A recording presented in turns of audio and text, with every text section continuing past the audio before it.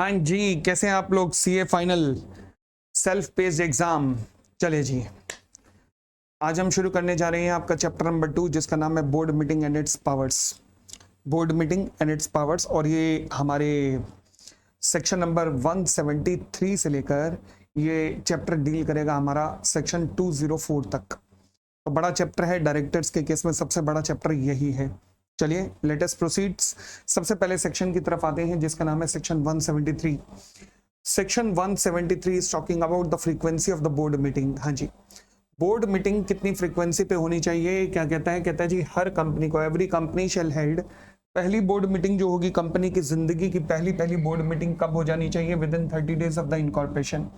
यानी कि कंपनी का इनकॉर्पोरेशन होते ही 30 दिन के अंदर अंदर कंपनी की पहली बोर्ड मीटिंग हो जानी चाहिए। एंड उसके बाद कंपनी को 4 बोर्ड मीटिंग करनी पड़ेंगी एवरी ईयर। अब यहाँ पे इंटरेस्टिंग शब्द क्या है लिखा होता है? एवरी कैलेंडर ईयर समझ आता है, एवरी फाइनेंशियल ईयर समझ आता है, बट वर्ड लिखा हुआ है ईयर।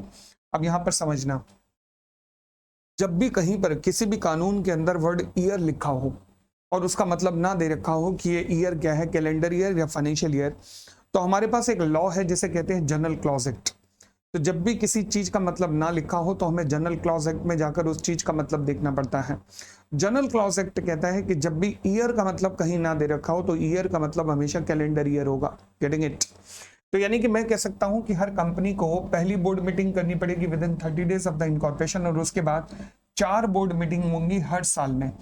ईयर का मतलब कैलेंडर ईयर, तो इसका मतलब मैं कह सकता हूं 1 जनवरी से लेकर टिल 31 दिसंबर तक के पीरियड में कंपनी को कम से कम 4 बोर्ड मीटिंग करनी पड़ेंगी।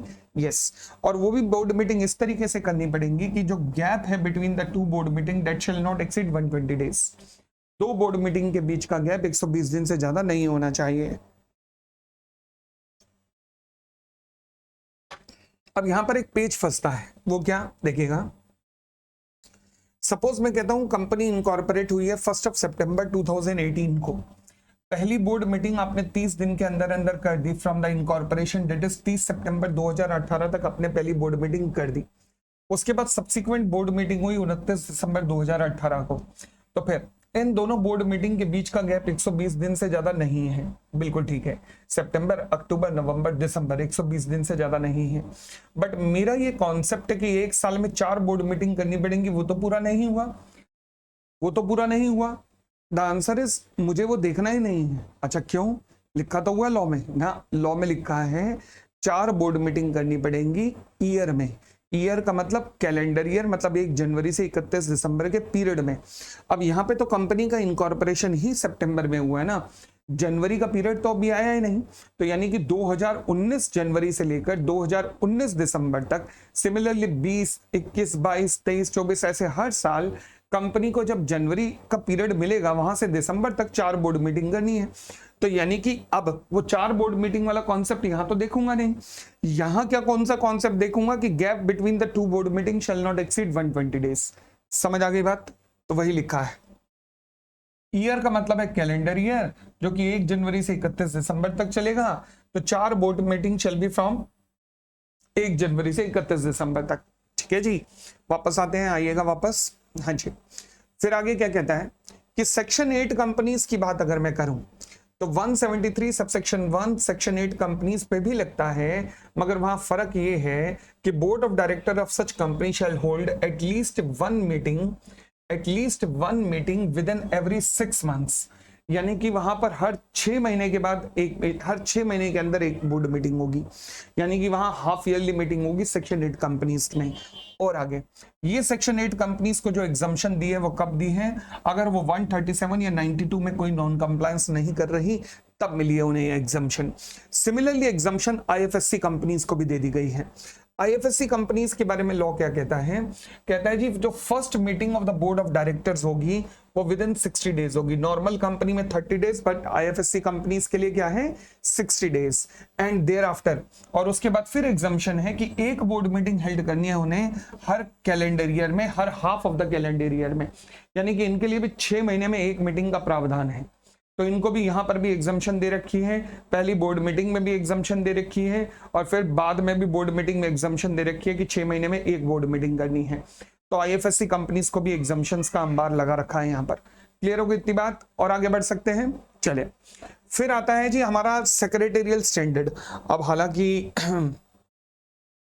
बड़ा कम ऐसे देखने को मिलता है कि सीएस इंस्टीट्यूट के द्वारा इशू किए गए सेक्रेटेरियल स्टैंडर्ड को फॉलो करें, बट ये अच्छी चीज हो चुकी है और ये होनी भी चाहिए थी, क्योंकि सीएस इंस्टीट्यूट की रिसर्च कंपनी लॉ में बहुत ज्यादा होती है, तो उनके द्वारा सेक्रेटेरियल स्टैंडर्ड बनाए जाते हैं जो कि लॉजिकली सीए मटेरियल का पार्ट होना चाहिए था ताकि आपको नॉलेज हो। खैर, वो पार्ट बना दिया गया है। सेक्रेटेरियल स्टैंडर्ड 1 कहता है company shall hold at least 4 meeting of the board in each calendar year. देखो यहाँ पे उन्होंने क्लैरिटी दे दी है कि कैलेंडर ईयर में करनी है 4 बोर्ड मीटिंग और मैक्सिमम इंटरवल 2 बोर्ड मीटिंग के बीच का 120 डेज से ज्यादा नहीं होना चाहिए। तो इन्होंने पूरी क्लैरिटी, पूरी बात लिख के दे दी। ईयर का मतलब कैलेंडर ईयर होगा, यहाँ पे लिख के दे दिया। खैर, अब आता है ओपीसी विद ओनली 1 डायरेक्टर। अब सोच के देखो ना, एक 1 पर्सन कंपनी है, उसमें एक ही डायरेक्टर है, तो बेचारा वो इकलौता व्यक्ति मीटिंग करेगा भी तो कैसा करेगा? क्या अकेला व्यक्ति अपने आप से मीटिंग करेगा क्या? नहीं, कैसे करेगा बताओ? कमाल की बात हो गई। तो ये तो पॉसिबल नहीं है। तो फिर लॉ क्या कहता है? कहता है 1 person company which has only 1 director on the board of director, such OPC shall not be required to hold even a single board meeting during the year. तो यानी कि पूरी तरह से एग्जम्प्टेड है। तो फिर सर इनको जो डिसीजन लेने होते हैं 1 person company with the 1 director, तो ये लोग डिसीजन कैसे लेते हैं? इनका डिसीजन लेने का तरीका ना सेक्शन 122 में मेंशन है 122 के अंदर। ये लोग क्या करते हैं, कंपनी का जो मिनट्स होते हैं ना, मिनट्स बुक, उसके अंदर एक डिसीजन लिख देते हैं, we hereby approve this, या आई हेयर बाय, अकेला है तो I hereby approve this. जैसे ही वो बात मिनट्स में लिख दी जाती है, उसके नीचे साइन किए जाते हैं और डेट लिखी जाती है। बस इसे ही डेट ऑफ बोर्ड मीटिंग कहा जाता है 1 person company with the single director के केस में। Getting it? 1 person company with more than 1 director के केस में प्रॉपर बोर्ड मीटिंग करनी पड़ेगी। मगर कब करनी पड़ेगी? अभी एग्जामिशन नोटिफिकेशन आएगी जो कहेगी हाफ ईयर में 1। But 1 person company with a single director board meeting करने की जरूरत नहीं है। प्रोसीजर मैंने 122 का बताया, ये और बात है 122 आपके सिलेबस में नहीं है। आगे बढ़ सकते हैं। चले, नेक्स्ट पॉइंट। फिर कहता है जी the participation of the director in the meeting of the board में आइदर बी इन पर्सन और थ्रू वीडियो कॉन्फ्रेंसिंग और any other audio visual mode. मतलब जो भी पार्टिसिपेशन करेंगे डायरेक्टर्स, वो पार्टिसिपेशन कैसे कर सकते हैं? पार्टिसिपेशन हो सकता है पर्सन यानी कि फिजिकल मोड में, वीडियो कॉन्फ्रेंसिंग के थ्रू पार्टिसिपेट कर सकते हैं, और कोई भी और ऑडियो विजुअल मोड यानी कि जूम लिंक वगैरह, ये सब भी यूज किए जा सकते हैं आपके। ठीक है जी, और आगे बढ़ते हैं। फिर उसके बाद कहता है जी सेंट्रल गवर्नमेंट प्रिस्क्राइब कर सकती है नोटिफिकेशन के द्वारा वो मैटर्स जो कि वीडियो कॉन्फ्रेंसिंग के थ्रू डील नहीं होंगे, मेरे लिए रेलेवेंट नहीं है आपके एग्जाम पॉइंट ऑफ व्यू से। ये पहले एग्जाम्पशन थी ये, बट हटा दी गई अब, तो अब मेरे लिए रेलेवेंट नहीं है आज की डेट में। आगे बढ़ते हैं। फिर आता है जी रूल नंबर 3, वो कहता है बोर्ड मीटिंग से रिलेटेड कुछ बातें, जब बोर्ड मीटिंग वीडियो कॉन्फ्रेंसिंग वगैरह के थ्रू होगी तो आपको कुछ बातों को ध्यान रखना जरूरी है।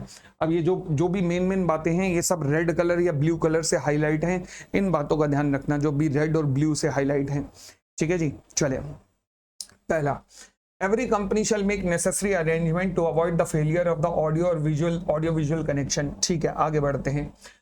चेयरपर्सन, रिस्पॉन्सिबिलिटी किसको दी गई है? चेयरपर्सन को, एंड द कंपनी सेक्रेटरी को। अच्छा, इन दोनों का काम होगा कि they shall take the due and reasonable care. किस लिए? पहला, to safeguard the integrity of the meeting, यानी कि सारे सिक्योरिटी के प्रबंध इन्हें ही करने पड़ेंगे, डेटा लीक ना हो। जैसे हुआ क्या था कि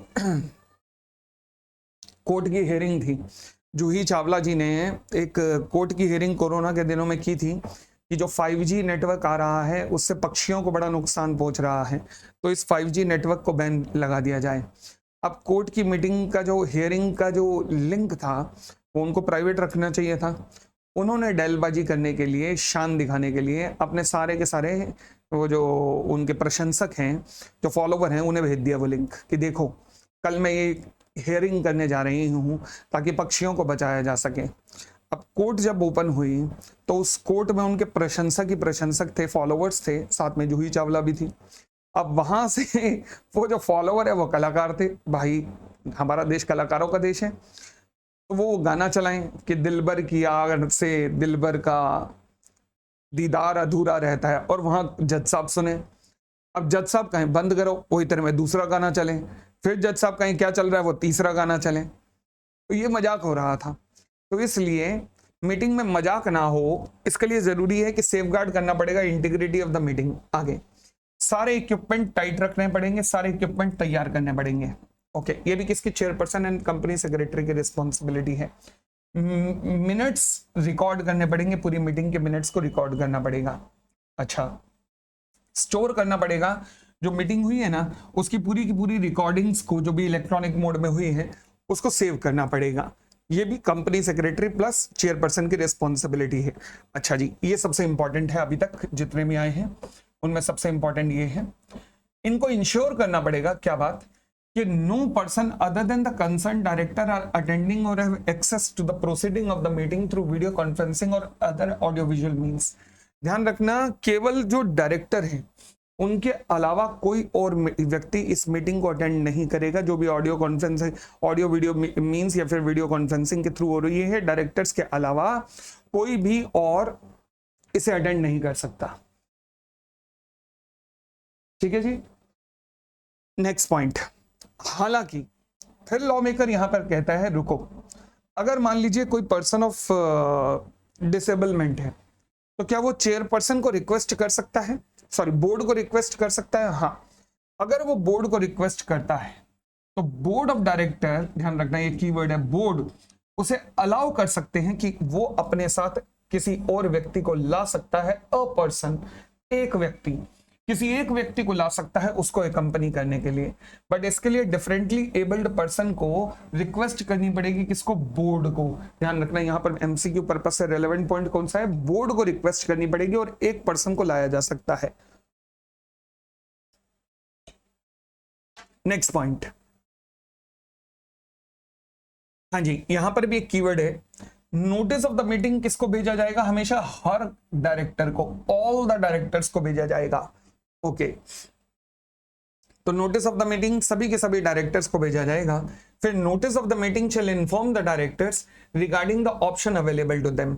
नोटिस ऑफ द मीटिंग में शैल इन्फॉर्म मतलब करना ही करना होगा, इन्फॉर्म करना होगा डायरेक्टर्स को कि देखो डायरेक्टर्स, अगर आप ये बोर्ड मीटिंग अटेंड नहीं भी कर रहे हो फिजिकल मीन के थ्रू, तो भी हम आपको ऑप्शन देते हैं कि आप वीडियो कॉन्फ्रेंसिंग के थ्रू या अदर ऑडियो विजुअल मीन्स के थ्रू ये मीटिंग अटेंड कर सकते हो। यानी कि notice of the meeting shall inform the directors regarding the option available to them to participate through video conferencing mode और other audio visual means along with the other information to enable the director to participate in such meeting। यानी कि notice के अंदर inform करना ही करना पड़ेगा directors को कि आप वीडियो कॉन्फ्रेंसिंग वगैरह के थ्रू मीटिंग अटेंड कर सकते हो डायरेक्टर्स। नेक्स्ट पॉइंट, अगर कोई डायरेक्टर, ये ध्यान रखना, ये सारा रेलेवेंट हो गया, ये सारा रेलेवेंट है। हाँ जी, अगर कोई डायरेक्टर वीडियो कॉन्फ्रेंसिंग या अदर ऑडियो विजुअल मीन्स के थ्रू मीटिंग अटेंड करना चाहता है तो उसे क्या करना पड़ेगा, उसे कम्युनिकेट करना पड़ेगा अपनी इंटेंशन चेयरपर्सन को या फिर कंपनी सेक्रेटरी को कि हाँ जी मैं वीडियो कॉन्फ्रेंसिंग वगैरह के थ्रू अटेंड करना चाहता हूं। अगर डायरेक्टर मीटिंग इस तरीके से अटेंड करना चाहता है तो उसके लिए उसे प्रायर इंटीमेशन देनी पड़ेगी ताकि कंपनी इसके लिए नेसेसरी अरेंजमेंट कर सके। फिर जो भी डायरेक्टर पार्टिसिपेट करना चाहता है तो उसे कैलेंडर ईयर के बिगिनिंग में ही बताना पड़ेगा कि भैया मैं इस साल ये मीटिंग वीडियो कॉन्फ्रेंसिंग के थ्रू अटेंड करूंगा। ये बात कैलेंडर ईयर के शुरू में उसे लिख के देनी पड़ेगी। हालांकि आपके इंस्टीट्यूट ने एक रीसेंट जजमेंट कवर नहीं किया है एनसीएलटी का, जहां एनसीएलटी ने लिखा है कि अगर साल के बीच में भी आपको अर्जेंट काम पड़ता है तो कोई दिक्कत नहीं, आप बता सकते हो, कोई दिक्कत नहीं, and company has to make the arrangement. UP hotels का एक केस था जहां पर ये डिसीजन एनसीएलटी का था, बट वो कवर नहीं किया है। मगर आप ध्यान रखना कि अगर अर्जेंटली भी उसे कहीं जाना पड़ रहा है और वो बोर्ड मीटिंग का नोटिस देता है तो company shall make the arrangement. तो ले देकर एक बार पूरा पॉइंट रिकॉल करना, ये थर्ड वाला पॉइंट रिकॉल करना। आपने क्लॉजेस, सेक्शन, रूल नंबर ये याद नहीं करने, कॉन्सेप्ट ध्यान रखना है। नोटिस ऑफ द मीटिंग सभी के सभी डायरेक्टर्स को दिया जाएगा। नोटिस के अंदर यह इन्फॉर्म किया जाएगा कि अगर कोई भी डायरेक्टर वीडियो कॉन्फ्रेंसिंग या अदर ऑडियो विजुअल मीन्स के थ्रू अटेंड करना चाहता है, कर सकता है। डायरेक्टर जो पार्टिसिपेट करना चाहता है वो अपने इंटेंशन चेयरपर्सन या कंपनी सेक्रेटरी को बता देगा। डायरेक्टर जो इस तरीके से मीटिंग अटेंड करना चाहता है उसे प्रायर इंटीमेशन देनी पड़ेगी। कौन सा डायरेक्टर जो कि वीडियो कॉन्फ्रेंसिंग या अदर ऑडियो विजुअल मीन्स के थ्रू अटेंड करना चाह रहा है, उस डायरेक्टर की we are talking about. Next point, director जो किस तरीके से पार्टिसिपेट करना चाह रहा है उसे कैलेंडर ईयर के शुरू में ही बताना पड़ेगा कि हाँ जी मैं ये मीटिंग इस साल अटेंड करना चाहता हूं। फिर प्रोवाइडेड एट सच डिक्लेरेशन, हाँ जी बावजूद इसके अगर मान लीजिए डायरेक्टर ने डिक्लेरेशन दे दी कि भैया वो वीडियो कॉन्फ्रेंसिंग के थ्रू अटेंड करेगा, बट बाद में मूड बना के नहीं यार वीडियो कॉन्फ्रेंसिंग के थ्रू क्या अटेंड करना, चल फिजिकल मोड में ही चलते हैं, तो फिर क्या उसे मना कर दिया जाएगा फिजिकल मोड में आने से? नहीं, ये तो उल्टा अच्छी बात है। तो अगर कोई फिजिकल मोड में आना चाहता है ये डिक्लेरेशन देने के बावजूद भी तो कोई भी दिक्कत नहीं है। ठीक है जी, आगे। In the absence of any intimation from the director, अगर कोई ऐसी इंटीमेशन नहीं आई, कोई डिक्लेरेशन नहीं दी डायरेक्टर ने कि ये मैं मीटिंग बोर्ड मीटिंग इस तरीके से अटेंड करूंगा, तो ये अज्यूम कर लिया जाएगा कि he will attend the meeting in person. तो ये अज्यूम कर लिया जाएगा कि he will attend the meeting in person. ठीक हो गई इतनी बात। उसके बाद आते हैं at the commencement of the meeting, जब मीटिंग की शुरुआत होगी तो फिर चेयरपर्सन साहब एक रोल कॉल लेंगे। आपके क्लासेस में जब आप 12th तक स्कूलों में पढ़ते थे तो आपकी मैडम भी रोल कॉल लेती थी, अटेंडेंस लेती थी। हाँ जी रामलाल, हाँ जी बेटा राम प्रसाद, हाँ जी बेटा श्यामलाल, हाँ जी बेटा छक्कन लाल, ऐसे करती थी मैडम। तो आप कहते थे yes madam, present madam, yes madam कहते थे ना, बस वही रोल कॉल चल रहा है। रोल कॉल के अंदर होगा क्या, रोल कॉल लेगा कौन? चेयरपर्सन। जब रोल कॉल चेयरपर्सन लेंगे तो फिर उसमें हर डायरेक्टर जो है वो बताएगा हाँ जी मेरा नाम नथुलाल है, मैं खंडाला से बोल रहा हूँ, मुझे एजेंडा मिल चुका है और मेरे अलावा कोई और इस मीटिंग में रूम में मीटिंग अटेंड नहीं कर रहा है। इसे कहता है रोल कॉल। तो यहाँ पर हर डायरेक्टर चेयरपर्सन को बताएगा कि चेयरपर्सन साहब मेरा नाम ये है, मैं इस लोकेशन पे बैठा हूँ, मुझे नोटिस एजेंडा मिल चुका है और मेरे अलावा इस रूम में इस टाइम कोई नहीं है। ठीक है जी, और आगे बढ़ते हैं। अब एक बार रोल कॉल हो गई, चेयरपर्सन साहब या फिर कंपनी सेक्रेटरी साहब इन्फॉर्म करेंगे बोर्ड को, जो भी डायरेक्टर्स बैठे हैं उन सबको, about the name of the person. यहां पे फंसा सकता है, ध्यान रखना, other than the director who are present for said meeting.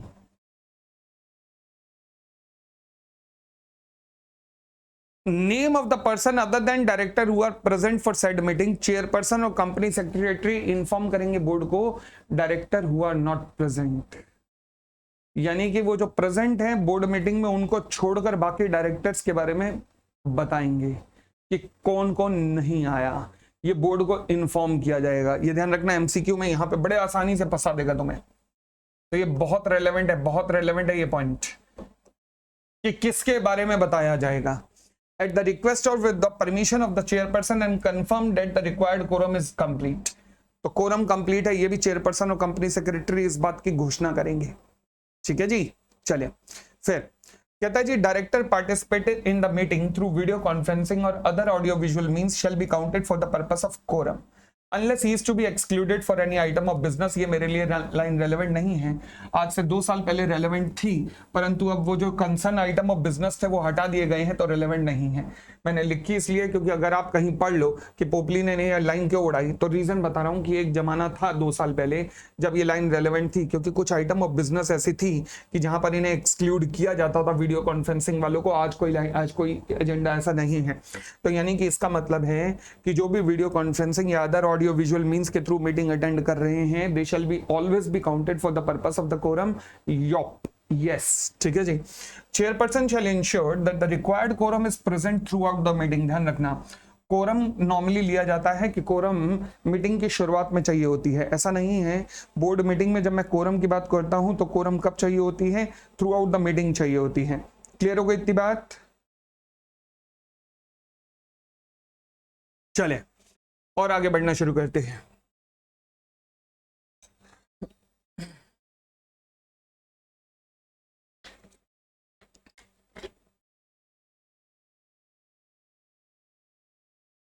फिर लॉ कहता है with respect to every meeting conducted through video conferencing और other audio visual means authorize under this rule. हाँ, ये ध्यान रखना, ये जो हाईलाइट पोर्शन है बिल्कुल ध्यान रखना। सवाल ये पूछ सकता है तुमसे कि जब मीटिंग वीडियो कॉन्फ्रेंसिंग के थ्रू होगी, जब मीटिंग वीडियो कॉन्फ्रेंसिंग के थ्रू होगी तो उसका वेन्यू क्या माना जाएगा?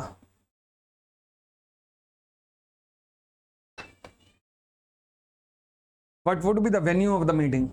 भाई सारे तो वीडियो कॉन्फ्रेंस, मान लीजिए सारे वीडियो कॉन्फ्रेंसिंग के थ्रू अटेंड कर रहे हैं, तो मीटिंग का वेन्यू क्या होगा? देखो जी ऐसा है, जब आप नोटिस भेजोगे तो नोटिस के अंदर कोई प्लेस तो भेजोगे कि बोर्ड मीटिंग इस प्लेस पे हो रही है, परंतु हम मेंबर को आजादी देते हैं कि वो चाहें तो वीडियो कॉन्फ्रेंसिंग या अदर ऑडियो विजुअल मोड के थ्रू अटेंड कर सकते हैं।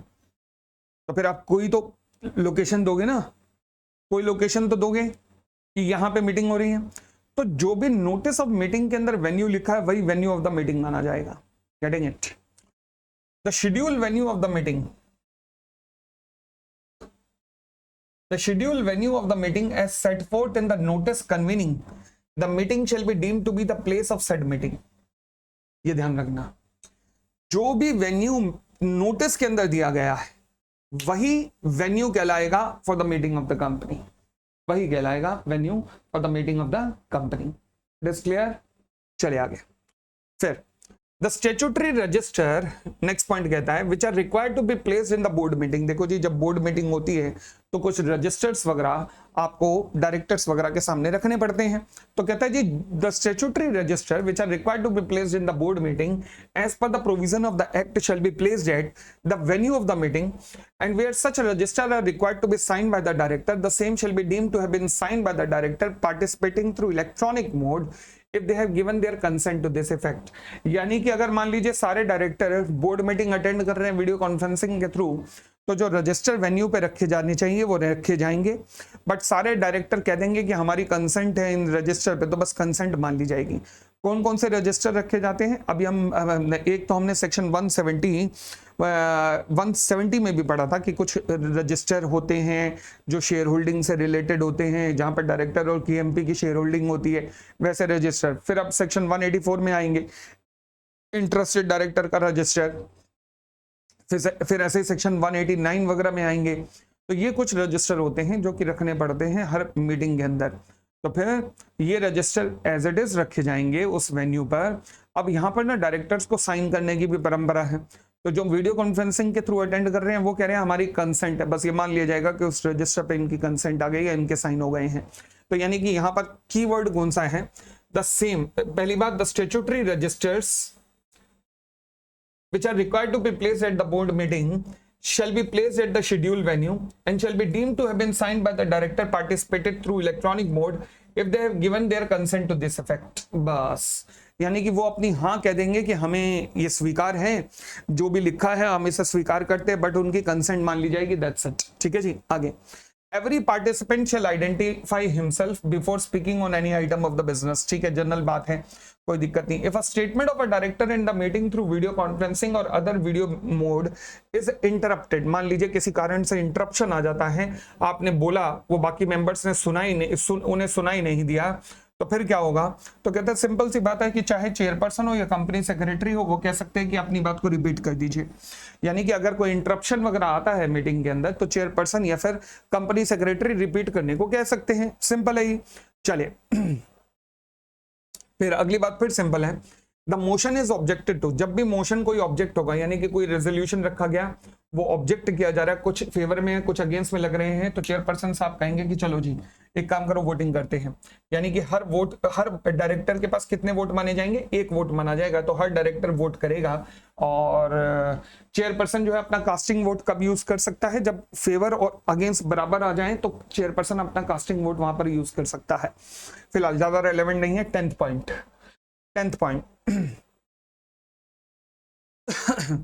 हमने ऑलरेडी इसकी चर्चा कर दी है कि no person other than the chairperson, director, company secretary और any other person whose presence is required by the board of director. यानी कि डिसेबल के साथ में जो प्रेजेंस अप्रूव की है या कोई और भी प्रेजेंस जो कि बोर्ड ऑफ डायरेक्टर ने अप्रूव की है, केवल वही लोग मीटिंग को एक्सेस कर सकते हैं, उनके अलावा कोई और बोर्ड मीटिंग के अंदर नहीं होना चाहिए। उसके अलावा ये पॉइंट इंपॉर्टेंट है, ध्यान रखना। 11th पॉइंट ये काफी इंपॉर्टेंट है। हाँ जी, क्या कहता है जी? कहता है जी at the end of the discussion on each agenda, okay, chairperson of the meeting shall announce the summary of the decision taken. क्या डिसीजन हुआ, कितने वोट फेवर में, कितने अगेंस्ट में, ये बताएगा। Along with the name of director if any who dissented from the decision taken by the majority. यहां पर एमसीक्यू में फंसाने वाला सवाल बनता है आराम से। यानी कि चेयरपर्सन ये बताएंगे कि डिसीजन क्या हुआ, प्लस वो डायरेक्टर बताएंगे जिन्होंने डिसेंट किया है।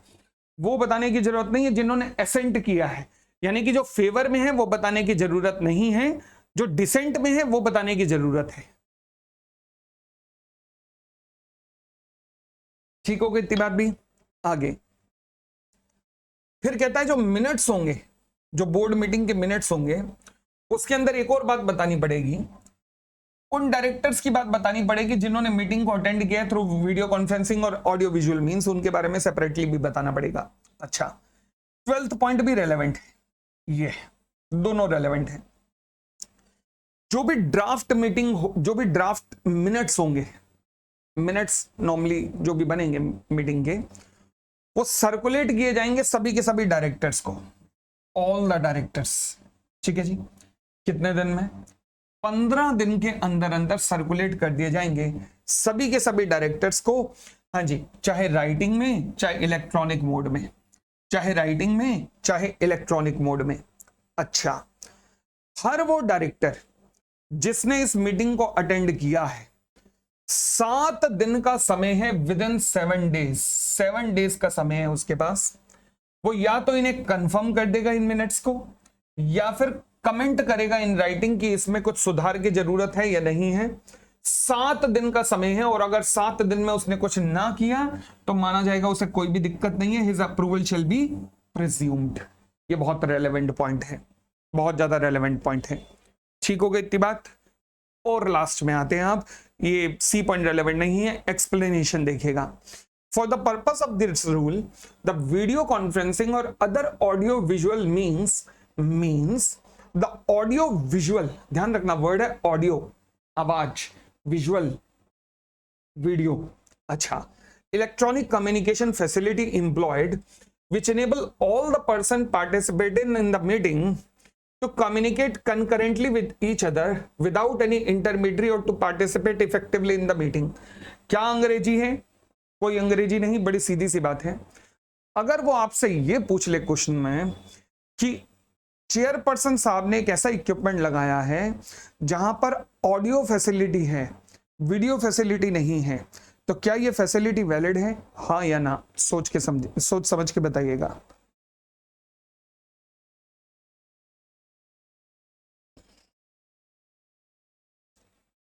एक ऐसा इक्विपमेंट लगा हुआ है जिसमें ऑडियो ट्रांसमिशन फैसिलिटी है, वीडियो नहीं। लॉ मेकर क्या कहता है, या तो वीडियो कॉन्फ्रेंसिंग होनी चाहिए या फिर ऑडियो विजुअल मीन्स होना चाहिए, यानी कि ऑडियो के साथ विजुअल जरूर होने चाहिए। तो इसका मतलब खाली ऑडियो वाला सिस्टम काम नहीं करेगा, बस यही डेफिनेशन में लिखा और कुछ नहीं। तो ऑडियो विजुअल मीन्स का मतलब है कि आप सामने वाले को देख पाओ, वो क्या कह रहा है ये सुन पाओ। ठीक है ना, चले आगे नेक्स्ट पॉइंट।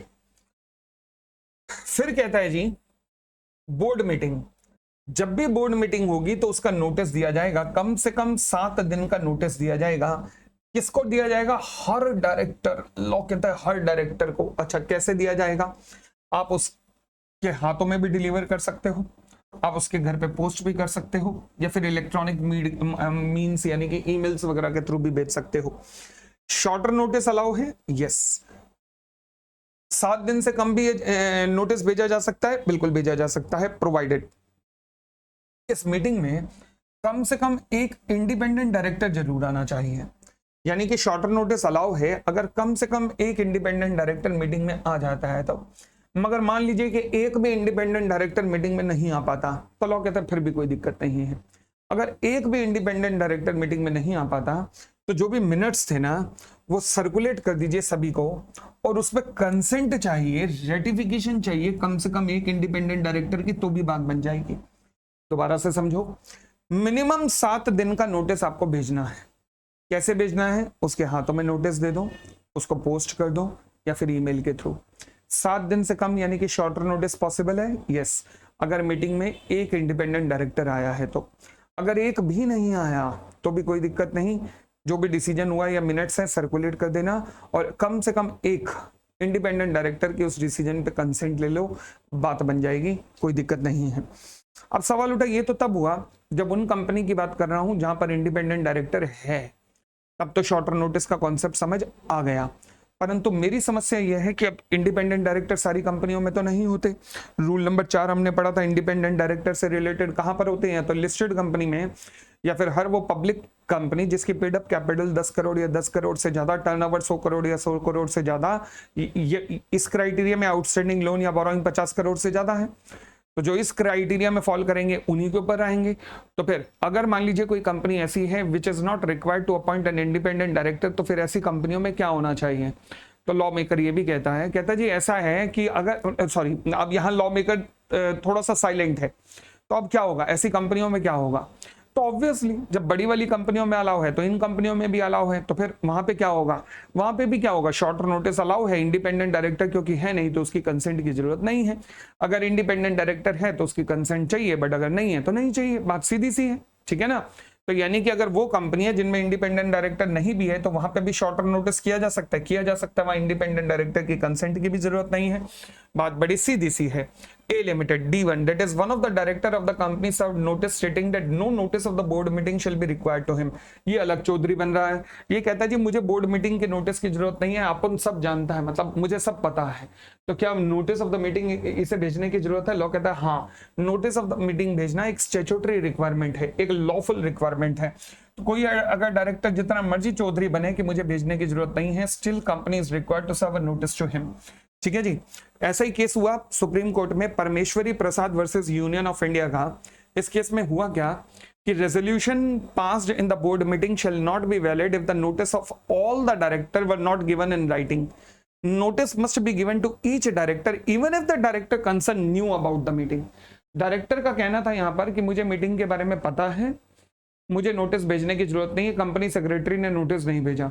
बाद में डायरेक्टर कहता वो तुमने मीटिंग कर दी, इतना इंपॉर्टेंट डिसीजन कर दिया, मेरे को क्यों नहीं बुलाया? कंपनी सेक्रेटरी ने कहा तूने ही तो कहा था। इसने कहा फिर भी मुझे बुलाना चाहिए था। लॉ ने कहा बिल्कुल ठीक कह रहा है वो। भाई साहब केवल उसका ये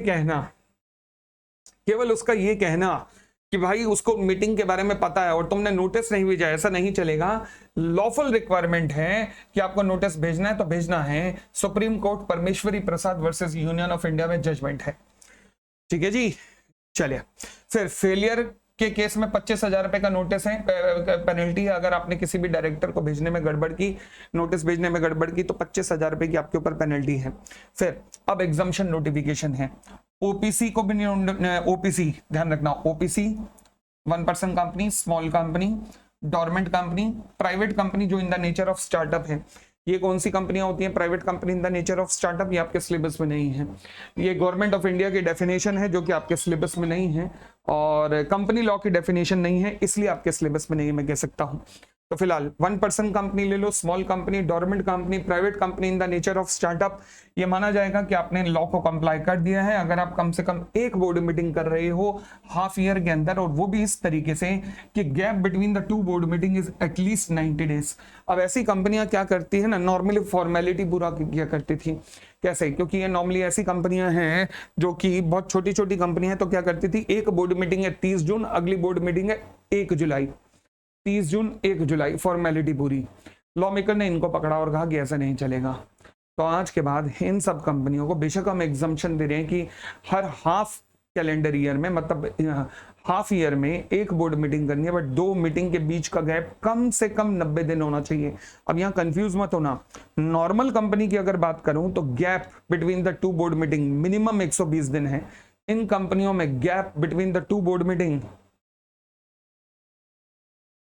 उल्टा बोल गया, नॉर्मल कंपनीज में gap between the 2 board meetings कितना है? मैक्सिमम 120 डेज है। इन कंपनियों में gap between the 2 board meetings कम से कम मिनिमम 90 डेज है। वहां पर बाकी कंपनियों में gap between the 2 board meeting shall not exceed, मतलब मैक्सिमम 120 डेज है, यहां पर मिनिमम 90 डेज का गैप रहेगा। वहां पर साल में 4 बोर्ड मीटिंग जरूरी है, यहां पर साल में 2 बोर्ड मीटिंग जरूरी है। ठीक है जी। आगे प्राइवेट कंपनी को एग्जम्पशन तब है जब कोई 137 या 92 में उन्होंने कोई डिफॉल्ट ना किया हो। ओके, अब हाँ जी, ये स्मॉल कंपनी की डेफिनेशन लिखी हुई है, हालांकि लिमिट चेंज हो गई अब दोबारा। स्मॉल कंपनी ऐसी कंपनी होगी जो 3 शर्तों को पूरा करेगी। प्राइवेट लिमिटेड कंपनी होनी चाहिए, पहली बात क्या होनी चाहिए? Private limited company, plus maximum paid up capital कितनी होनी चाहिए? 4 करोड़, बार बार चेंज हो जाती है लिमिट, खैर 4 करोड़ होनी चाहिए, प्लस मैक्सिमम टर्नओवर कितनी होनी चाहिए, 40 करोड़। तो लो जी, ये आपकी लिमिट है, ये आपकी लिमिट है, आपको असाइनमेंट में सही होकर मिल जाएगी। तो स्मॉल कंपनी ऐसी होती है, जो ऊपर नाम आया ना स्मॉल कंपनी, तो स्मॉल कंपनी ऐसी है जो तीनों शर्तों को पूरा करेगी। प्राइवेट लिमिटेड कंपनी होगी, plus maximum paid up capital कितनी होगी, 4 करोड़, प्लस मैक्सिमम टर्नओवर कितनी होगी, 40 करोड़। ठीक है जी, और आगे बढ़ते हैं। तो ये हमारा था 173। आइए इस पे आधारित कुछ क्वेश्चंस देख लेते हैं। क्वेश्चन नंबर 1 देखिएगा।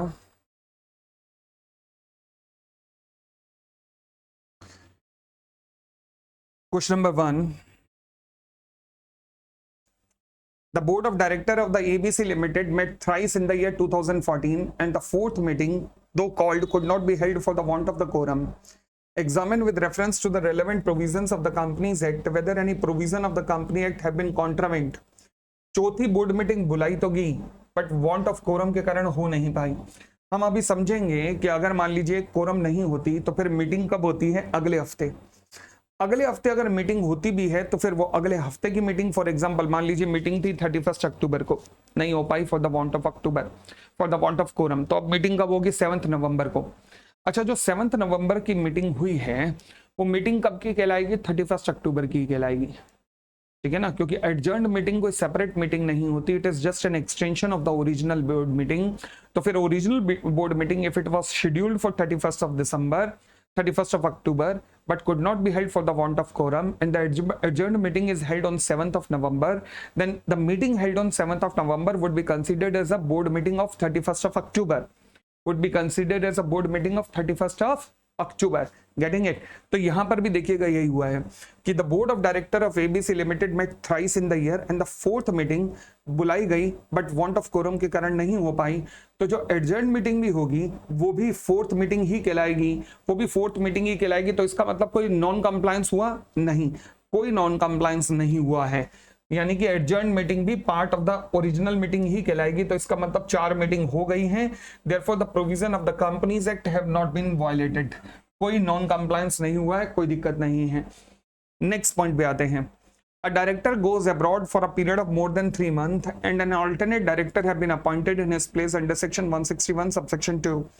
During the period of absence of the original director, a board meeting was called. In this connection, with reference to the provisions of the Companies Act 2013, advise whom should the notice of the board meeting be given, to the original director or to the alternate director. अगर आपको याद हो तो हमने एक word mark किया था कि notice of the meeting shall be send to all the directors. क्या ओरिजिनल डायरेक्टर ऑल डायरेक्टर में आता है? यस। क्या ऑल्टरनेट डायरेक्टर भी ऑल डायरेक्टर में आता है? यस। तो क्या दोनों को नोटिस दिया जाना चाहिए? हाँ, लॉजिकली दोनों को ही नोटिस दिया जाना चाहिए। तो मैं कह सकता हूं कि notice of the meeting may be serve to both the alternate as well as to the original director. ठीक है जी, आगे next point. The board of director of Messrs Infotech Consultant Limited, registered in Calcutta, proposes to hold the next board meeting in the month of May 14. They seek your advice in respect of the following. Can the board meeting be held in Chennai when all the director of the company resides at Calcutta? भाई हमने कहीं venue के बारे में कुछ discussion की कि venue कहाँ होना चाहिए, रजिस्टर्ड ऑफिस पे या कहाँ? नहीं, तो कहीं भी हो सकता है। यस, कोई रेस्ट्रिक्शन नहीं है, कहीं भी हो सकती है। ठीक है जी। There is no provision in the company act in which the board meeting must be held at any particular place. लो जी, तो इसका मतलब there is no difficulty in holding the board meeting at a Chennai even if all the director resides at Calcutta. Second, is it necessary that the notice of the board meeting should specify the nature of the business to be transacted? भाई कहीं आपने पूरा section पढ़ लिया, कहीं आपने पढ़ा कि एजेंडा जरूर दिया जाना चाहिए? नहीं। तो लॉ मेकर ने एजेंडा के बारे में लिखा ही नहीं है कि मतलब बोर्ड मीटिंग चल रही है मगर उसका एजेंडा नहीं भी दिया तो भी चलेगा। लॉ मेकर कहता है मुझे कोई दिक्कत नहीं है। बट सेक्रेटेरियल स्टैंडर्ड्स कहते हैं कि कोई भी नोटिस विदाउट एजेंडा के जो जाएगा वो सही नोटिस नहीं है। तो सेक्रेटेरियल स्टैंडर्ड की माने तो वो कहते हैं जी नोटिस के अंदर एजेंडा जरूर होना चाहिए, यानी कि even though as a matter of the good secretarial practice the notice should include the full detail and particular of the business to be transacted, even though section 173 provides for giving of the notice of every board meeting of not less than 7 days, there is no provision regarding the content of the notice.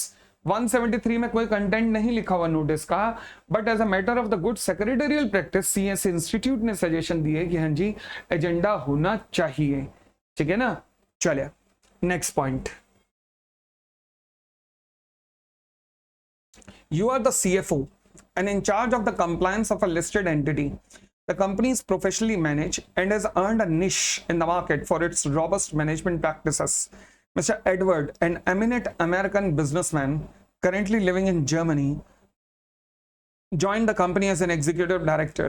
On assuming his mantle, he, being a foreign director residing abroad, approaches you to specifically understand the relevance of the Company Act in order to participation of the director in the board meeting conducted through video conferencing in respect of the following matters. पहला,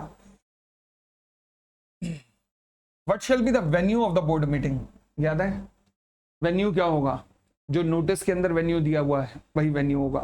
second, how the statutory register placed at the specified venue, scheduled venue of the meeting shall be deemed to have been signed by the director participated through electronic mode.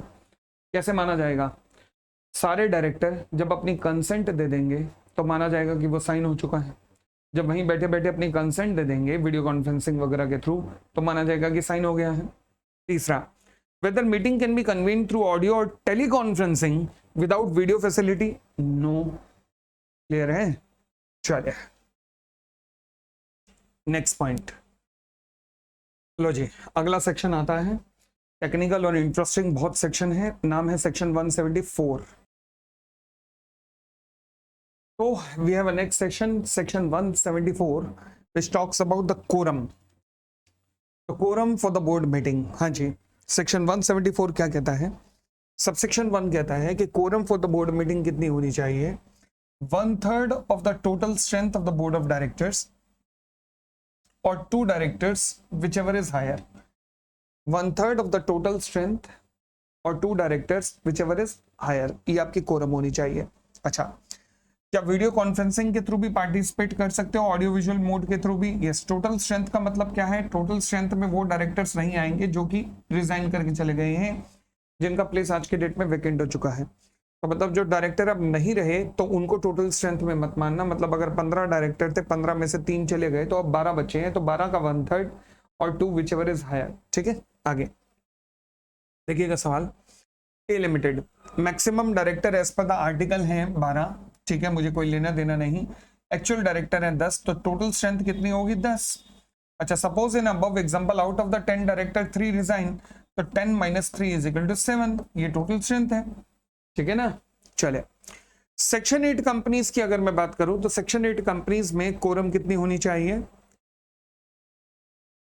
हाँ जी, section 8 companies के लिए quorum होनी चाहिए 8। क्या number है, 8, बड़ा अजीब number है, ओके। और 25% of the total strength whichever is less, तो quorum shall be 8 और 25% of the total strength whichever is less provided quorum shall not be less than 2 members। भाई 2 से कम तो होनी नहीं चाहिए, यानी कि मिनिमम 2 तो रहेगी। तो दोबारा बोलो, सेक्शन 8 कंपनीज के केस में 25% ऑफ द टोटल स्ट्रेंथ और 8 whichever is less provided quorum किसी भी हालत में 2 से नीचे नहीं होनी चाहिए।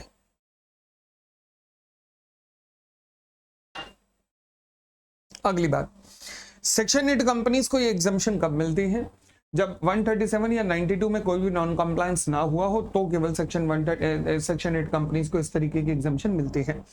उसके बाद और हम आगे बढ़ते हैं। लो जी, अब मैंने कहा जी टोटल डायरेक्टर कितने हैं, ये है जी मेरे टोटल नंबर ऑफ डायरेक्टर्स। आगे कोरम कितनी है, चलिए जी 1/3, ये नॉर्मल कंपनी की बात कर रहा हूं, I am not talking about the section 8 companies. हाँ जी, कोरम कितनी है, 1/3 of 3 यानी कि 1 और 2 whichever is higher यानी कि 2। 4 टोटल डायरेक्टर है, 1/3 of 4 यानी कि 1 point something यानी कि 2 हो गया, और 2 whichever is higher means 2। 5 1/3 of 5 means कितना हो गया, 1.67 मतलब 2, और 2 whichever is higher means 2। 1/3 of 6 means 2 और 2 whichever is higher means 2। फिर 1/3 of 7 ये हो गया 2 point something यानी कि 3, और 2 तो स्टैटिक नंबर है, whichever is higher means 3। फिर 1/3 of 8 means 3, 1/3 of 9 means 3। उसके बाद 1/3 of 10 मीन्स 4 और 2 whichever is higher means 4। ठीक होगी इतनी बात, सिंपल है। आगे सबसेक्शन 2 को अभी थोड़ी देर के लिए छोड़ना। अब यहां पर एक केस आता है मेरे पास, अचिंत्य कुमार बरुआ वर्सेस रंजीत भट्ट कुंवर का। अब अच्छी बात है कि सीए इंस्टीट्यूट ने फाइनली इस केस लॉ को कंसीडर कर दिया, वरना मैं पिछले 4 साल हो गए शायद, हाँ, जब ये केस लॉ आया था 4 साल से चिल्ला रहा था कि यार ये केस लॉ आ चुका है, तुम क्या पुराने स्टडी मटेरियल छापी जा रहे हो। जब तक सीए फाइनल में पूरा लॉ था तब तक उन्होंने केस लॉ कंसीडर नहीं किया, जब ये सेल्फ पेस्ड एग्जाम आया ना तो पहली बार कंसीडर किया है। धन्य है, कोटि कोटि धन्य है।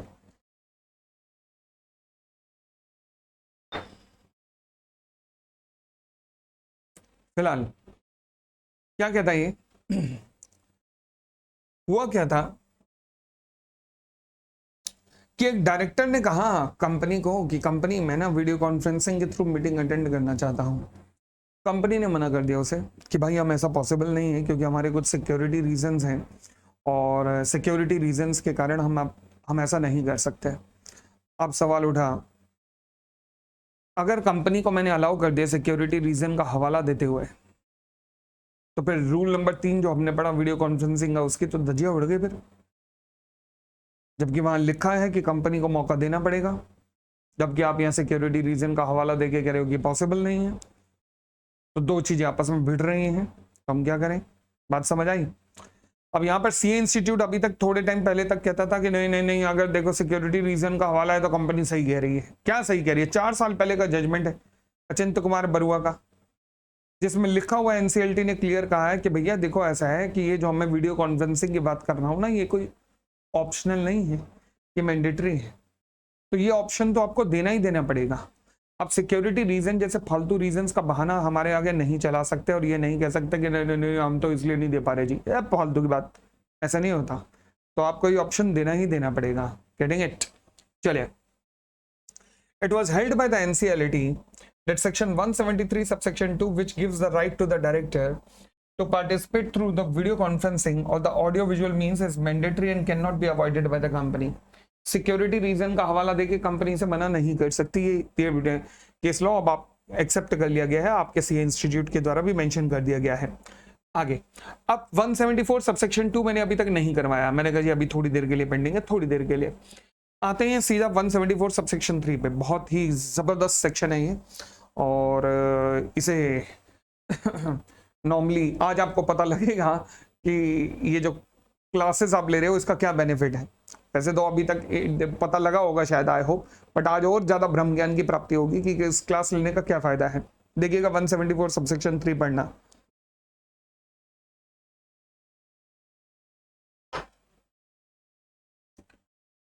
कहते जी where at any time interested director, याद है इंटरेस्टेड डायरेक्टर मैंने एक चर्चा की थी कि मान लीजिए रिलायंस इंडस्ट्री लिमिटेड अगर अपना फ्लैट, कोई कंपनी के नाम फ्लैट है, वो नीता अंबानी को बेच रही है, तो फिर मुकेश अंबानी जो है वो इंटरेस्टेड डायरेक्टर हो जाएंगे इस ट्रांजैक्शन में। याद आया? यानी कि रिलायंस इंडस्ट्रीज लिमिटेड अगर अपना फ्लैट उठा के नीता अंबानी को बेच रही है तो मुकेश अंबानी इस ट्रांजैक्शन के अंदर इंटरेस्टेड डायरेक्टर माने जाएंगे। क्लियर? अब ये लॉ कहता है जी अगर इंटरेस्टेड डायरेक्टर किसी भी वक्त 2/3 of the total strength of board of director के बराबर पहुंच गए या उसको एक्सीड कर गए, इंटरेस्टेड डायरेक्टर अगर किसी भी वक्त 2/3 of the total strength of the board of director को एक्सीड कर गए या उसके बराबर भी पहुंच गए, तो फिर जितने भी डिसइंटरेस्टेड डायरेक्टर हैं वो कोरम मान ली जाएगी, प्रोवाइडेड वो 2 से कम नहीं होने चाहिए। क्या मतलब है? दोबारा बोलो। अगर किसी भी वक्त इंटरेस्टेड डायरेक्टर जो हैं वो कभी भी 2/3 से ज्यादा हो गए या उसके बराबर हो गए of the total strength of the board of director, तो जो जितने डिसइंटरेस्टेड डायरेक्टर हैं वही कोरम मान ली जाएगी, प्रोवाइडेड वो किसी भी हालत में 2 से कम नहीं होने चाहिए। तो क्या मैं कह सकता हूं कोरम की बात सबसेक्शन 1 में भी की गई, 1/3 of the total strength of the 2 whichever is higher, और यहां पे भी कोरम की बात कर रहा है कि नंबर ऑफ डिसइंटरेस्टेड डायरेक्टर वो कोरम है, प्रोवाइडेड वो 2 से कम नहीं होने चाहिए। 174(1) ने भी कोरम की बात की, 174(3) ने भी कोरम की बात की। तो मैं क्या कहूं, मैं दोनों को कंबाइन एनालिसिस अगर करूं तो मैं कह सकता हूं कि जब भी कोरम का सवाल आ जाए, बोर्ड मीटिंग की कोरम का सवाल, सबसे पहले देखना कि क्या 174 सबसेक्शन 3 अट्रैक्ट हो रहा है, क्या उस सिचुएशन में 174 सबसेक्शन 3 लग रहा है।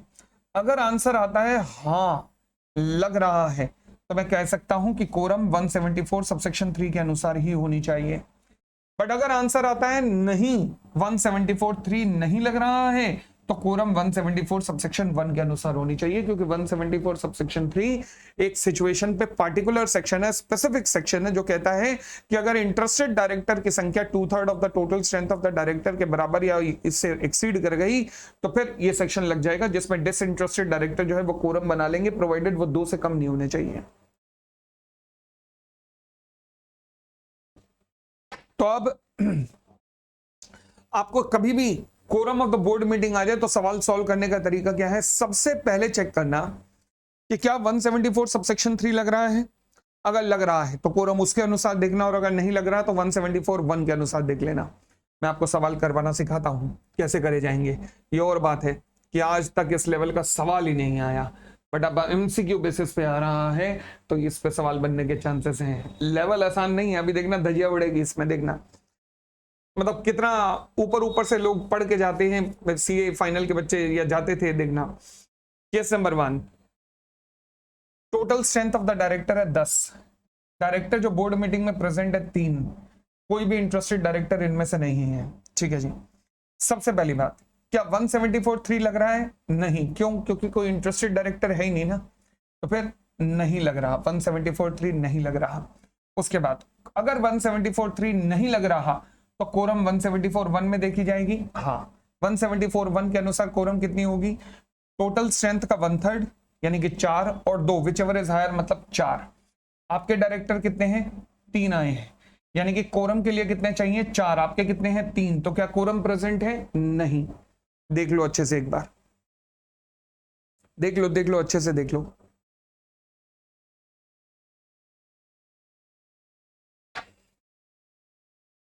वन 174(3) एप्लीकेबल नहीं है, तो कोरम 174(1) के अनुसार देखी जाएगी। 174(1) क्या कहता है? 1/3 ऑफ द टोटल डायरेक्टर और 2 विचएवर इज हायर, तो कोरम कितनी हो जाएगी? 4। बट डायरेक्टर कितने प्रेजेंट हैं? 3। डायरेक्टर कितने प्रेजेंट है? 3। तो कोरम है? नहीं है। आगे बढ़ते हैं। Second, total strength 10, director present 4। पहली बात, 174(3) एप्लीकेबल नहीं है। क्यों? क्योंकि नंबर ऑफ इंटरेस्टेड डायरेक्टर 2/3 से कम है। आगे कोरम कैसे मानी जाएगी? 174(1) के अनुसार। 174(1) कहता है 1/3 ऑफ द टोटल स्ट्रेंथ और 2 विचएवर इज हायर, मतलब 4। तो कोरम कितनी हो गई? 4। डायरेक्टर कितने आए हैं? 4। कितने आए हुए हैं? 4। कोरम रिक्वायर्ड कितनी है? 4। डायरेक्टर कितने हैं? 4। तो कोरम प्रेजेंट है? हाँ, कोरम प्रेजेंट है। अच्छे से दोबारा देख लो।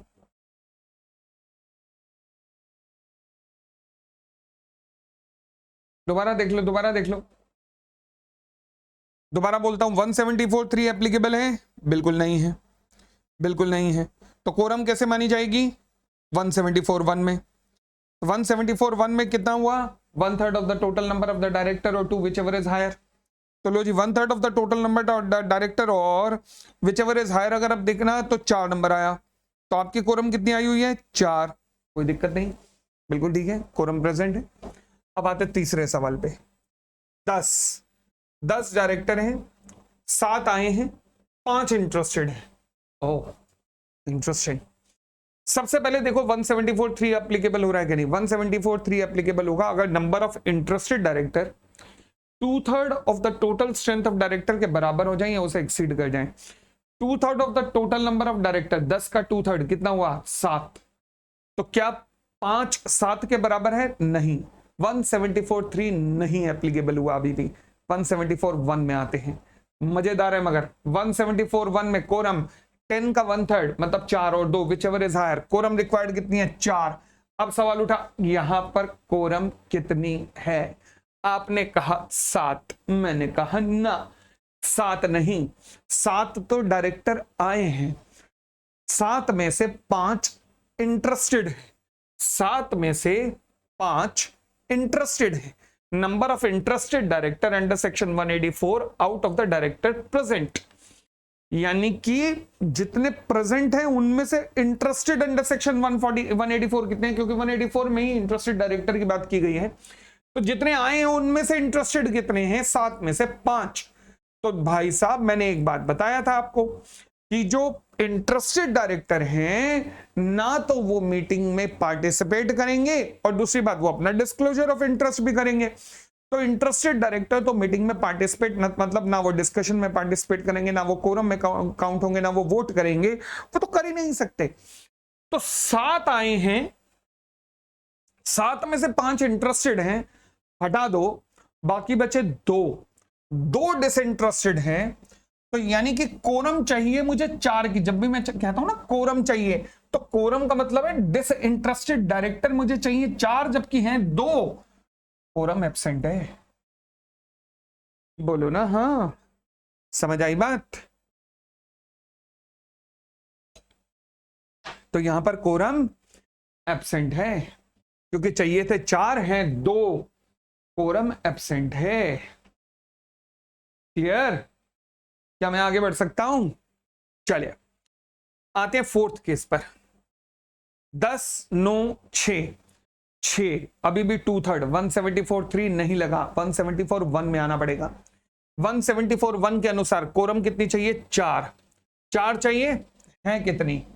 9 आए हैं, 9 में से 6 इंटरेस्टेड हैं, यानी कि 3 डिसइंटरेस्टेड हैं।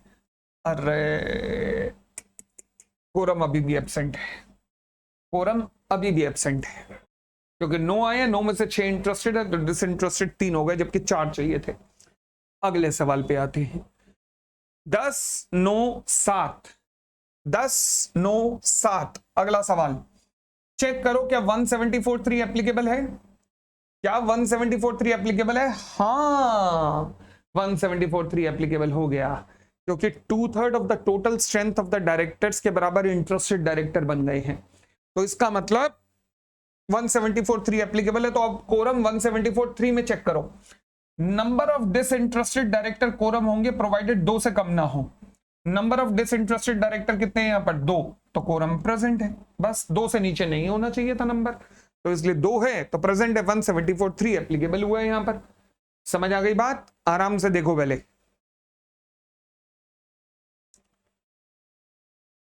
आराम से देखो, आराम से।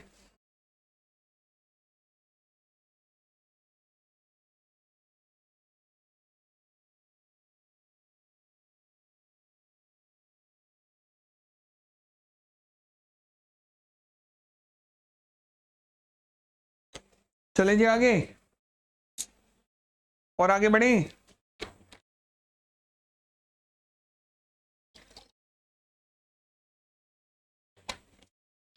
आइएगा 6th केस पर आते हैं। Case number 6।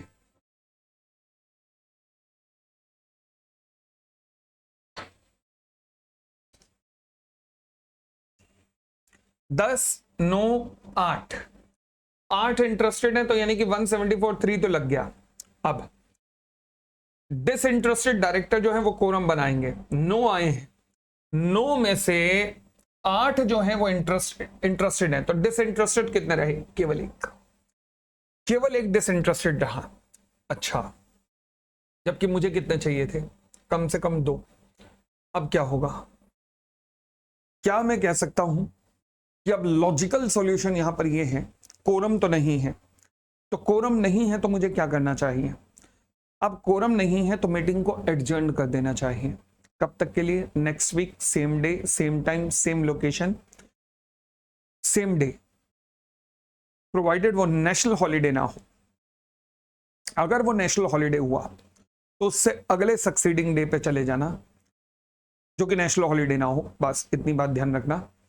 तो यानी कि अगर कोरम नहीं है, तो मैं मीटिंग को एडजर्न कर दूंगा और एडजर्न होके next week same day, same time, same location पे मीटिंग हो जाएगी। ये बात कहां लिखी है? ये बात लिखी है 174 सबसेक्शन 4 में, जहां पर अभी हम आए नहीं हैं। तो यानी कि यहां पर कोरम नहीं है। कोरम ना होने के कारण 174 सबसेक्शन 4 लग जाएगा, जिसकी चर्चा अभी मेरे को करनी है। ठीक है, आगे। बट 7th केस और 8th केस बड़ा ही मजेदार है। क्या कहता है ये देखिएगा। 10 डायरेक्टर हैं, 10 के 10 आए हैं, नो इंटरेस्टेड है। 174 3 लग रहा है। कोरम कितनी होगी? डिसइंटरेस्टेड डायरेक्टर कम से कम 2 होने चाहिए। डिसइंटरेस्टेड कितने हैं? 1। अच्छा, अब आप यहां क्या करेंगे? पिछले क्वेश्चन के आंसर को कॉपी करके पेस्ट करने की कोशिश करेंगे और आप कहेंगे मीटिंग को एडजर्न कर दो। मैंने कहा जी कर दो। फिर क्या होगा? कुछ भी नहीं होगा।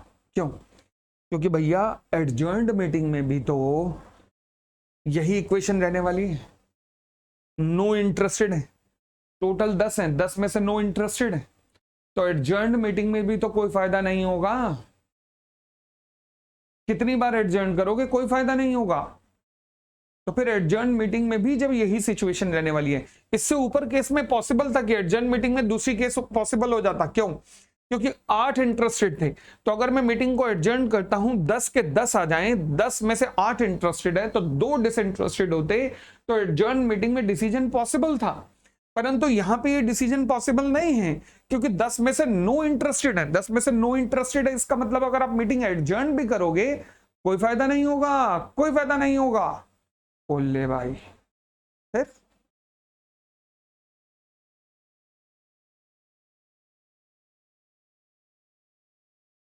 तो भाई साहब अच्छा, ये समस्या देखी, इससे अगली समस्या भी देखेगा। 10 है, 10 के 10 इंटरेस्टेड है, तो पहली बात तो 174(3) एप्लीकेबल है। यस। फिर कोरम कितनी है? डिसइंटरेस्टेड डायरेक्टर जो कि कम से कम 2 होने चाहिए। लो जी, यहां तो 10 के 10 इंटरेस्टेड है। तो अब यहां पे आप नहीं कह सकते अगेन कि मीटिंग को एडजर्न कर दो। एडजर्न करके कोई फायदा नहीं क्योंकि वहां पे भी इंटरेस्टेड डायरेक्टर इतने ही है। तो ऐसी समस्याओं का समाधान अब क्या होगा? इन समस्याओं का समाधान केवल एक जगह पर है, वो क्या है? 174 सबसेक्शन 2 में। इन दोनों सवालों का समाधान केवल 174 सबसेक्शन 2 में है, जो हमने अभी पढ़ा नहीं। आइएगा 174 सबसेक्शन 2 क्या कहता है? 174 सबसेक्शन 2 कहता है कि अगर किसी कारण से ये पॉसिबल है कि कोरम तो कभी बन ही नहीं सकती क्योंकि संख्या जो है, नंबर ऑफ डायरेक्टर्स की संख्या, वो कोरम से नीचे है। तो अब इसका सॉल्यूशन क्या है? सॉल्यूशन केवल 2 ही है। पहला, ये जो बाकी बचे डायरेक्टर है ना, ये क्या करेंगे? एडिशनल डायरेक्टर अपॉइंट कर सकते हैं जो कि इंटरेस्टेड ना हो, डिसइंटरेस्टेड हो। पहला। दूसरा ये है कि इस एजेंडा को जनरल मीटिंग में मेंबर्स के सामने भेज दिया जाए कि मेंबर्स तुम डिसाइड करो, हमारी मीटिंग में डिसीजन नहीं हो सकता क्योंकि हमारे यहाँ तो इंटरेस्टेड डायरेक्टर बहुत सारे हैं। तो 2 ही ऑप्शन है। पहला ऑप्शन क्या है कि भैया इस एजेंडा को जनरल मीटिंग के लिए भेज दो, और दूसरा एडिशनल डायरेक्टर बोर्ड मीटिंग में अटेंड करो जो कि डिसइंटरेस्टेड हो। तो लिखा है कि कंटिन्यूइंग डायरेक्टर में act even if below the quorum to increase the number of directors for quorum और for summoning the general meeting।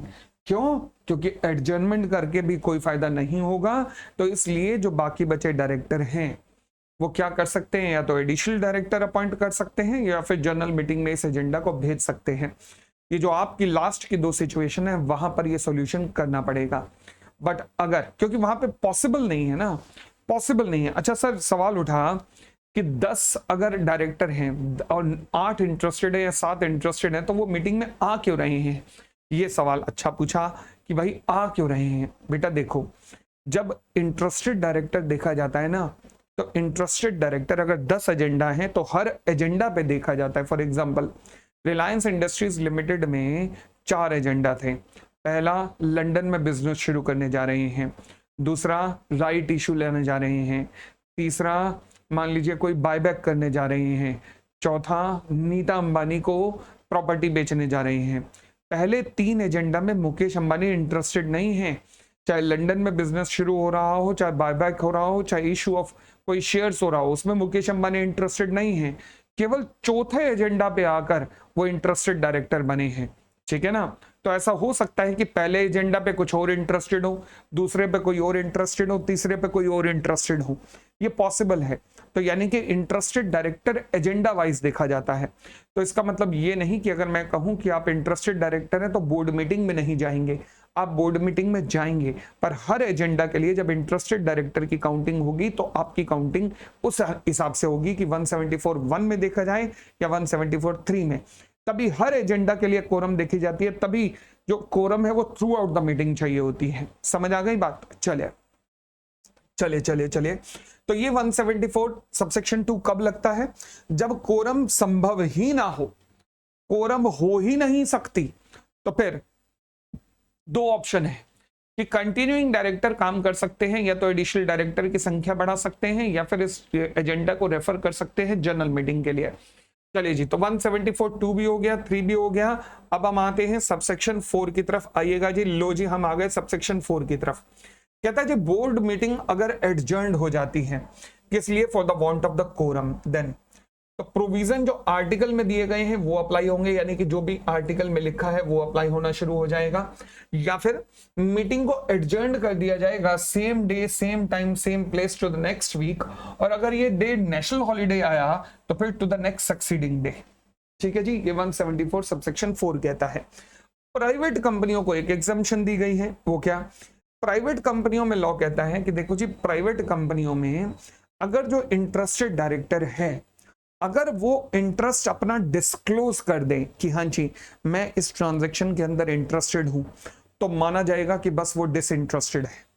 दोबारा बोलता हूं, प्राइवेट लिमिटेड कंपनी में जो भी इंटरेस्टेड डायरेक्टर है, अगर वो अपना इंटरेस्ट डिस्क्लोज कर देता है तो माना जाएगा कि बस अब वो डिसइंटरेस्टेड डायरेक्टर की तरह माना जाएगा, यानी कि अब वो पार्टिसिपेट भी कर सकता है वोटिंग में, कोरम में, सब जगह पर। ये प्राइवेट लिमिटेड कंपनी में लिखा है।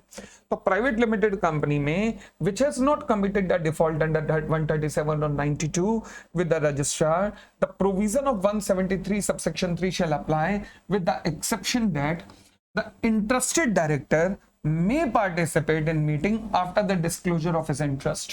ये सबसे कीवर्ड है, ध्यान रखना। प्राइवेट कंपनी में एक सवाल मैंने बनाया हुआ है।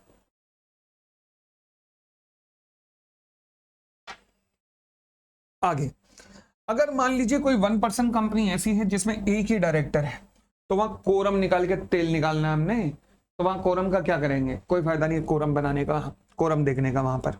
ओके, फिर आईएफएससी पब्लिक और प्राइवेट कंपनियों में बिल्कुल सेम एग्जम्पशन है, बिल्कुल सेम एग्जम्पशन जो कि प्राइवेट कंपनियों को मिली हुई है। तो वो वही कहता है कि interested director may participate in such meeting, interested director may participate in such meeting provided he disclose his interest prior to the meeting. यानी कि बिल्कुल जो प्राइवेट कंपनियों को एग्जम्पशन दी गई है वही आईएफएससी पब्लिक कंपनी और प्राइवेट कंपनी को भी दी गई है। ठीक है जी। अब एक केस लॉ इस बार आपके सिलेबस में, आपके स्टडी मटेरियल में सी इंस्टीट्यूट ने डाला है, Shrimati doctor Renuka Datla versus biological E private limited. अब समझिएगा हुआ क्या था। हुआ ये कि कंपनी के डायरेक्टर थे दो में से एक डायरेक्टर ने रिजाइन कर दिया। ठीक है जी, तो बच गया एक। अब फिर वो डायरेक्टर ने रिजाइन करने के बाद फिर अपना रिजाइन वापस ले लिया, जबकि पहले जब तो रिजाइन कर चुका है तो अब किस बात का? तो दो में से अब एक चला गया, तो मतलब एक ही डायरेक्टर बचा है, तो बोर्ड नाम की तो कोई चीज ही नहीं। फिर तो कहता मैं रिजाइन वापस ले रहा हूँ, रिजाइन वापस ले रहा हूँ, ऐसा तो कोई कॉन्सेप्ट था नहीं, हमने तो नहीं पढ़ा। भाई आपने रिजाइन कर दिया, रिजाइन एक्सेप्ट, आपका टोटल नंबर ऑफ स्ट्रेंथ में से माइनस हो गए आप, मतलब अब आप डायरेक्टर नहीं रहे। अब आप कह रहे हो नहीं मैं रिजाइन वापस लेता हूं, चलो जी बोर्ड मीटिंग करते हैं। तो फिर क्या होगा, पढ़िएगा। इन द सेड केस, ये फैक्ट है केस के, ये रहे 3 पर्सन कॉन्स्टिट्यूट कर रहे थे बोर्ड ऑफ द कंपनी। एक डायरेक्टर की हो गई थी डेथ, बचे 2। अनदर डायरेक्टर R5 ने रेजिग्नेशन सबमिट कर दिया था डायरेक्टरशिप से, तो यानी कि अब केवल एक डायरेक्टर बोर्ड पे रह गया था, और R5 ने अपना रेजिग्नेशन विड्रॉ कर दिया and on the same day called upon a board meeting. भाई एक तो तूने इमीडिएट इफेक्ट से रिजाइन किया, फिर उसके बाद रिजाइन वापस करके बोर्ड मीटिंग कॉल कर ली। Whether with the resignation of R5 as a director, company failed to satisfy mandatory provision of 174 having 2 director, and with the resignation of R5 coming into force with the immediate effect as desired by him, he had no authority to convene any board meeting। भाई अब तू किस हिसाब से, तू किस ताकत में बोर्ड मीटिंग बुला रहा है? वो कह रहा है मैं डायरेक्टर हूं, वो तो तू रिजाइन कर चुका है, मगर वो कहता है मैं रिजाइन वापस ले लिया। रिजाइन वापस करने का तो हमने कोई प्रोविजन नहीं पढ़ा। अगर तूने रिजाइन कर दिया तो बेटा दोबारा से अपॉइंट होगा अब तो, ठीक है ना। आगे, it was held that the meeting of the board of director could not be said to be validly conducted, thus the appointment of new director in said meeting was also invalid। Board meeting बुलाई किसने है? उसने जिसने resign किया था। तेरे पास capacity क्या बुलाने की? कोई कैपेसिटी नहीं है। तो देखिएगा यही इसी केस का मेन जजमेंट है, ये तो फैक्ट थे। In an appeal held whether the resignation of one director, number of director fall below the minimum number of 2 as prescribed under 174, subsequent board meeting convened and conducted by said director by his withdrawal of resignation was patently illegal and consequently further appointment of director in such meeting are also illegal। तो ऐसा नहीं हो सकता, मजाक नहीं उड़ा सकते तुम कानून का कि अपना रिजाइन किया, रिजाइन करने के बाद वापस किया, फिर बोर्ड मीटिंग बुला ली। लॉ है, मजाक थोड़े ना है यार। ठीक है, आइएगा क्वेश्चन पे आते हैं। Analyse and advise with reference to the provisions of the companies act 2013 the following situations. Okay, there are 9 directors in the Mona limited and out of which 2 office of the directors have fallen vacant, यानी कि 9 - 7 is equal to 9 - 2 is equal to 7 रह गए। What will be the quorum for the board meeting? मैं कह सकता हूं 7 का 1/3, 3 और 2, whichever is higher, मतलब 3। सिंपल। आगे, if Mona Limited is a company formed for the promotion of the sports in the remote area, तो quorum कितनी होती है? 25% of the total strength और 8, whichever is less, provided वो 2 से नीचे नहीं होना चाहिए। ठीक है, नेक्स्ट पॉइंट। ये प्राइवेट लिमिटेड कंपनी पे जो सवाल कह रहा था ना, देखिएगा। Following is the information with relation to the agenda in the board meeting of the ABC private limited. Total strength है 10। अच्छा, टोटल स्ट्रेंथ है 10, डायरेक्टर प्रेजेंट है 10, नंबर ऑफ इंटरेस्टेड डायरेक्टर है 9। Now D1 and D5 who are the interested have disclosed their interest in the meeting but still want a participation, discuss the validity। सबसे पहली बात, क्या 174 subsection 3 लग रहा है? हाँ, वो लग रहा है, तो कोरम 174(3) के अनुसार होनी चाहिए। अच्छा, अब जितने डिसइंटरेस्टेड डायरेक्टर हैं वो कोरम हो जाएगी। 10 - 9 इज इक्वल टू 1 डिसइंटरेस्टेड रहा नहीं, मगर ये 2 लोग और भी तो हैं अब जो डिसइंटरेस्टेड माने जाएंगे क्योंकि इन्होंने अपना इंटरेस्ट डिस्क्लोज कर दिया है। तो अब मैं 10 - 9 नहीं कहूंगा, मैं कहूंगा कि भाई साहब अब ये 2 भी तो है, तो 10 - 7 करो ना, तो यानी कि अब कितने रह गए डिसइंटरेस्टेड? 3 रह गए। तो इसका मतलब कोरम है yes. Private limited company, IFSC public company और आईएफएससी प्राइवेट कंपनी, सब में कॉन्सेप्ट लगेगा। समझ आ गई बात?